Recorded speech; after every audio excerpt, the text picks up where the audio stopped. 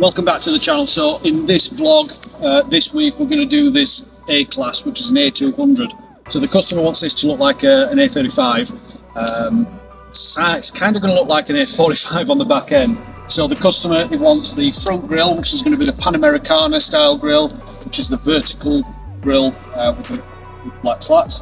It's going to have the black star, and if you follow me, Ali, our new side skirts is going to have full length new side skirts on the side as well. And then coming down to the back end, it's going to have the bumper vents which go into here. It's going to have the complete rear diffuser and quad tips, so that is the A45 style. It's going to have our roof spoiler, it's a perfect fit. It's going to have the black rear star, D badge, and then if you just come down this side, Alex, it's going to have the AMG dash decal inside here as well, which goes on this little bit here. So we're going to show you how to fit that as well, because that can be quite tricky. So yep, stay tuned. We're going to show you step by step how to do it. We've already got a video on how to fit our spoiler. I'm going to show you again. So stay tuned, watch it step by step, and we'll see you throughout the video.